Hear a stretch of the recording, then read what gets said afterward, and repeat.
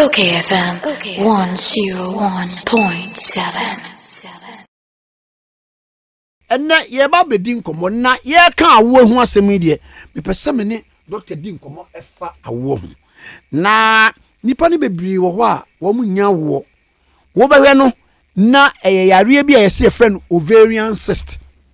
na ovarian cyst no oba akosua woto no a etimbeto awudie nmu ema ne timida ne ba no wo behwe ne na ensuo bi abeta ho na anu akosua no na asei na ene mema ya wade ema yedu ye mpani fie so ye pa wo enum ne ade ne me pa atwo muntie ne yie pa ebena da bia no ye se meet kakra ya ye protest enum ne ade ka ho social issues no ebena da ba akopɛ ne ade di sa nkomo no ene so ye di bi me pa mcho ye ne Dr. Dubois ni nkomo doc me mo achi kwame nkomo tikase mejo so achia akosia ene wa pamfo nyina ene so kra abrabo pap so beba enya senketo akra kaje nse ne abrabo pa ye tia abrabo pa yo ko di ma frɛ wa no payi a ma bebire ya no munya awo no ubetiem yes a ovarian cyst na yemfan free ni say ovary no de ben ansana cyst no eso beka ho de ovary no de ba de na adwuma ba na eye yo kwame nkomatikase me da se na machia Ghana fo nyina mse mitia obi mu no omombe me time kakra na ya kekere yensem ya ka se ovaries oba bia etukusua na oba bia se bi kwame onni bibia ye fe no ovaries anase onni bibia on tukusua no nyinsia di nyinsia kwame wo anye yi owo naturally a enye yi because na de obi timi releasing artificial na maybe de ho nti I didn't know I may qualify in the but what person would naturally. So while ba so when you kunu say the Yakupon say no man fire na war fire no. So ban the bema be here na nyinsia ba no. So when you obviously ni bia kwame nyinsia di nyinsia wontimi enwo emane ye. Na obviously no kwame the umkase ne say obviously no eno na tukusua no. Eno na se bema ene oba hia bema no nsuo no efa bibi efe ne fallopian tube nim na at efe ne ovaries no anaze kosua no na oba no se that time oba no ovulate no na a release kosua ni bi na be ma no kosua be ma no ehun suo no abe de abe fertilize no eti se be ma bi se oba bia obenya ne menses bia no at the time obenya menses bia no meaning that ukosua no e disappointed na ye disappointed ya ene de bibi efe kan say menstruation eba it your baby at a point in time so be our power and I say be obi okra na usa at that time no ama no meaning say be ma hunsuo anya dey ama ho and be ma hunsuo ba ya ama at the right time it go so na why disappointed it go be out as we be friend say menses come obviously no and a boy oba main hormones I be can say progesterone any estrogen no kwame eno na ovaries ne produce ade no na ovaries no na regulate tam oba benya ne menses tam oba be dey obebu ni nsa tam oba obevulate ne nkon be nyina ovaries no na regulate sa no mani nyina eno ti kwame obisa me a na ovaries no so no obi be ka se ne no kra hefa na ebo wonfo wani hu no ba ko da oba wa wode no ba ko da bonkum so na ba ko da nifa so Sana ovaries no etie. At every 28 days in an average of 28 days biano, one of the ovaries is likely to release. The release here and I was a day a bit messia it's missia obema hunsua na obema no na oba no I de wanyam. Sentiment here insurance wa in supapa na just oba no when you be can say menses and menstruation. It's coming. Ubisa me ovaries once a man na a hon say no I know education am jamaga. Oh okay. Na mami wo. Eye de be. Na ye beka se ovaries ya wakan said you see ye ma obatimi we ye say there is a cyst. Na me we cyst na ankasa na ye de ade. Kwame, you can cyst ya. A abnormal fluid. I ensure kwame ni abnormal fluid ni twi ne be de kwame. But I ensure enye me ba say enye super. ebegyina oba ekosua ho anasa ebe semi liquid semi solid liquid ebegyina oba kosua ho na kwame aboduma bi o wiase bia tukosua bia etiminya bibia ka na system bi edenti wo kura ase no kwame obi wo ha sebi na akokọ timi tukosua obo mo ye ngokọ no otimi tukosua na akokọ no atukosua be 10 8 Kama akokọ no so odwane sankosua no obo so obedwane sankosua no be wie no na ba akọ ada mienu bi ho de akọ do adwane kwame obo sa akosua no a obo so sa akosua no ensuo bi ego ho no ensuo na agene sa akosua no so kra wono a obo sa de den bi sa akosua no ho na te se akokọ mpo akokọ anase friend say entakra mo ampo kra no anase mo a tunkosua no anase emo a etunkosua no kwame so mo de no sensuo no begina omu nkosua no ho a enya de a tare kosua no etimi ye feta abiem etikosua no saa de ne ba begina ho a na ama oba no at that time no e wo ho no ama oba no aye infertile so say saa ensuo no abnormal fluid no afiri saa oba no ekosua no ho na ama oba no etima sa ye feta abiem edit kwame eno no eye abnormal fluid ya eba oba kosua ho na eba ho saa no a ene ma oba no ekosa atibie mu a ye beka se otiminya awo ho problem na eye age ben ena saa de no eba ena afei apart from that no edie ben ena ekos yo ka me da se age ya ema ebetimanya bibia beka ne se ovarian cyst no eye time oba washa se onya ne menses eti se akwala enya ne menses ya or 10 years 12 years na wonya nya ya kwame ontimi nya bibia be kan so ovarian cyst ne bi se enipa no wo bibia onya do stage ya washa se wo bu ni nsa ena otimi nya bibia fe ne se ovarian cyst enti oba bia wo bo se bu ni nsa bia no bia se 12 years onya ne menses yo na se one no betimanya bia because ovarian cyst ne bi na kwame you have different types of ovarian cyst before I make courses no you have different types you will be can say follicular ovarian cyst you will be can say corpus luteum ovarian cyst you will be can say dermoid cyst you will be can say polycystic ovarian syndrome you will be can say bilateral ovarian cyst you have different types of ovarian but I mean you have two main types I can say functional type of ovarian cyst and you can say pathological type of ovarian cyst. You got the functional type no a eno na mpem bebiri no ano eye omo a young omo fie no kwani bebiri no omo na tanya sa ovarian cyst na pa enti bo se no sa de kusi o ma wo ho kwan ana obi wo so kura no pathological type no kwa obi wo na se bi wo yoba why dey we ka brampo odu sutim konya ovarian cyst ni bi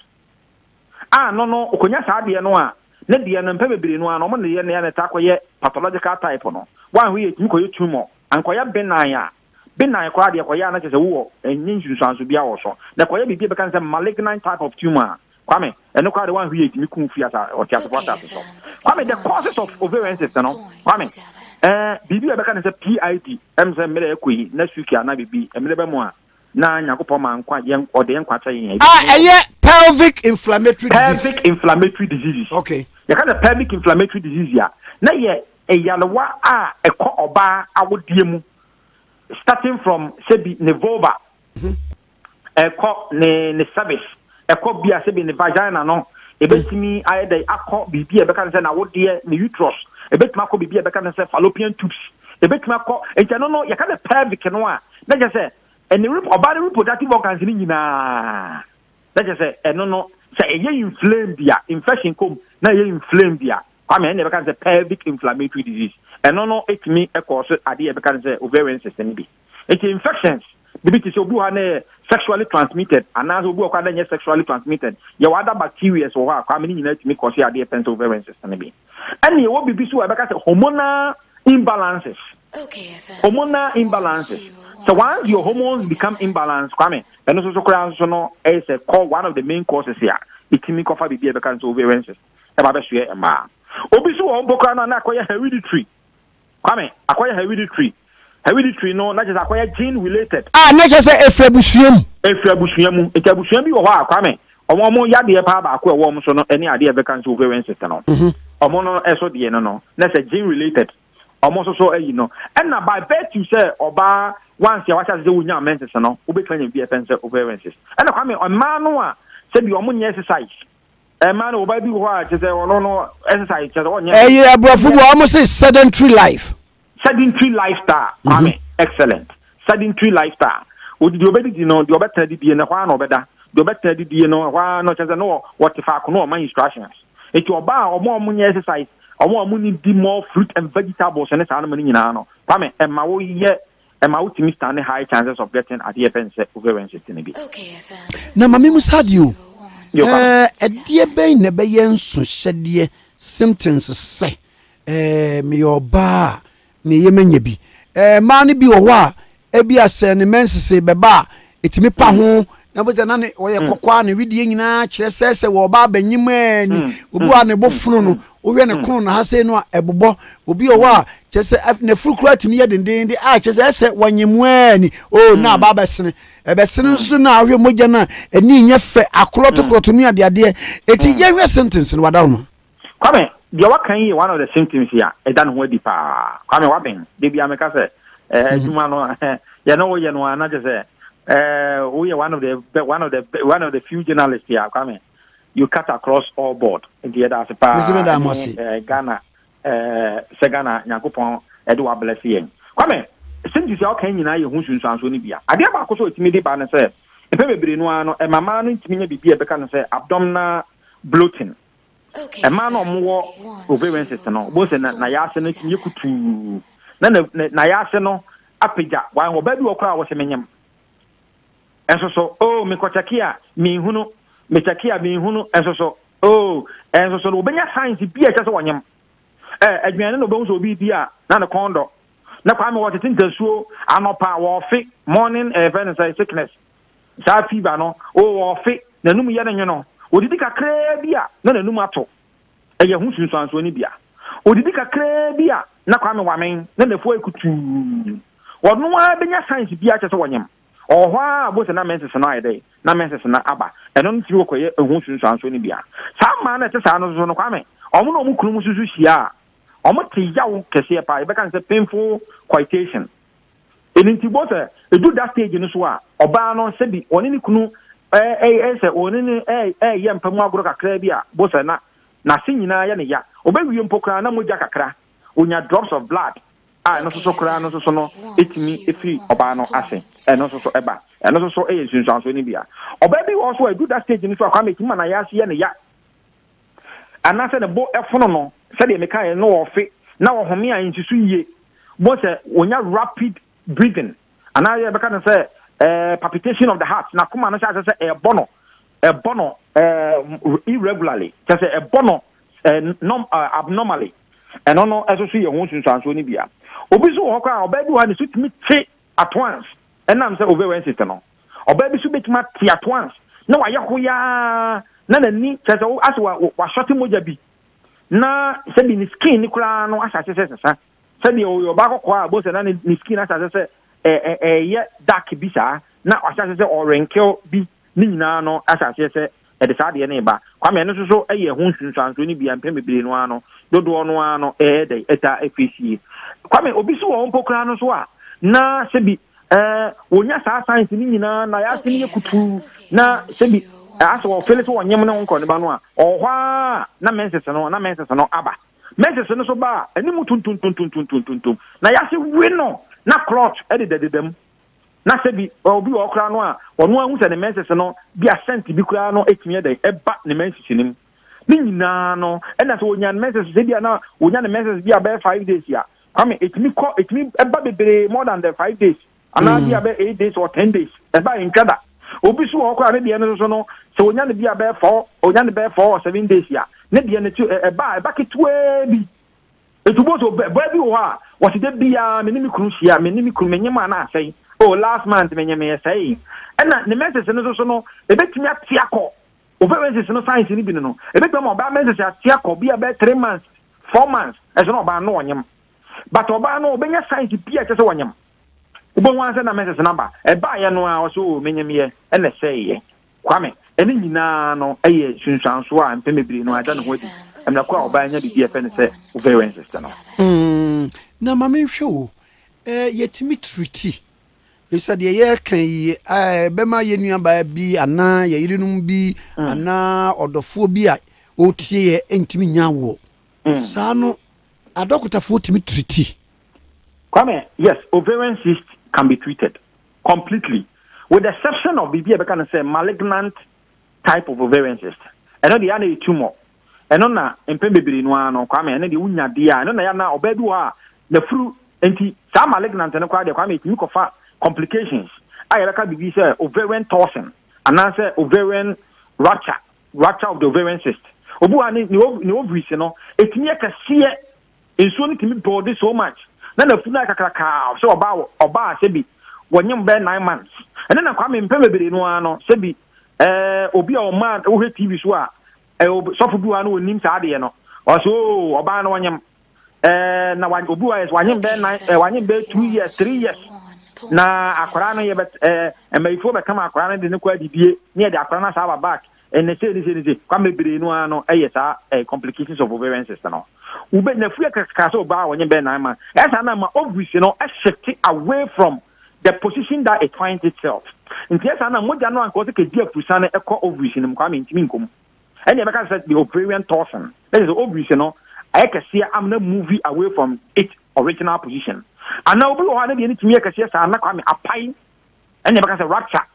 and I say no it a pai sa no a it ma internal bleeding asa oba no wentu na mo anko hospital ntama Kwame eno no utimi nyame de aye ne be du hospital no complications ya Kwame oba nya sa de no a itimi kum oba no kora it apart from so ovarian cyst no Kwame etimi the complications of it ne betimi kum oba no Kwame ade ba ko eti nwa dance e pa no se e kosi ade e kan se infertility oba bi wa oni ni kunshi aya na ne hunsu be ma ne hunsu nyina o sole ya na ne hunsu nyina na wa be sen ko infertility Kwame awo ho problem etimi de bapa na Kwame and that's all oba wanya ovarian cyst no Kwame the only thing you need to do is say obe take BBFS scan now the best form of scan Kwame make a tell say bit much show picture no very well pa no BB be can say e be a 4D Doppler scan Kwame say be me sure say hospital in Kese be just endpoint make us say yen nyina no ye wo bi e wo ya so ye you take this scan we be who the type of ovarian cyst no near who the cause of it. The labs and uncle, but who the cause of the ovarian cyst. No, come here, who is idea no. You bet me a more drua, and Melkua win your operation. And some way the way the only time operation boom the complication aspect. No, they could do the benign and answer a coyote because of malignancy. Come here, no, the endpoint to quench means I know, just say the Okolibu among operation. No, mono, suggest idea, nay, bilateral ovarian cyst, a polycystic ovarian syndrome, follicular type. My demo don't call the banana Kwame. You who side and Kwana, if you need a more draw, a bit me a free walker. It's coming. And the ovarian cyst can be treated with medication. And yet, you better sit in the clock run saying, Kwame the clock running crying and say, you go so endpoint go so free screening, the ama a T4 and answer Adolfo and answer or more a ma pay a war and answer ovarian cyst and uncle. Kwame scan and be free. Well, lab now be tria. And no, it's about there 150 Ghana cedis. Or card 40 Ghana cedis. We just had any we are na Kwame. You who are the corner one on here to watch to do no piano cracker. And men man is also Kwame, will be maybe also out on Sana Bemamuyan ya. Ne Mushiseno, no so for the moba, none of Beman Muja for the moba, or don't show any more pie you know, or Chima Sana Johnson number. And now say, or the son 10 Nayasi and ya. Kwame, and also no ye free scanning. Or ye card 40 Ghana this year, no ye free scanning. Last year or no be a what you and lab on a crabby, not Kwame, we are not to do so, no piano cracker. It's Kwame, when you are the answer, they man Ghana for you now, a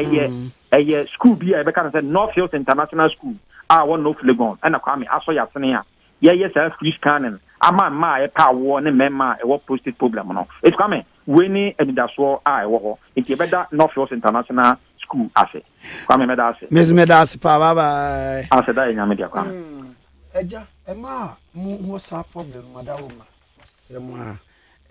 men frɛ questions ndi mintumi ansa wa ha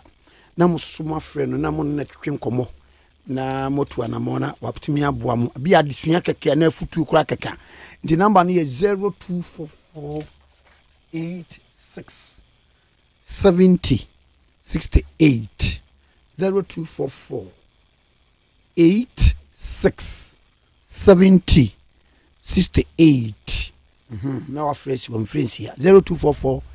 86 70 68 well ako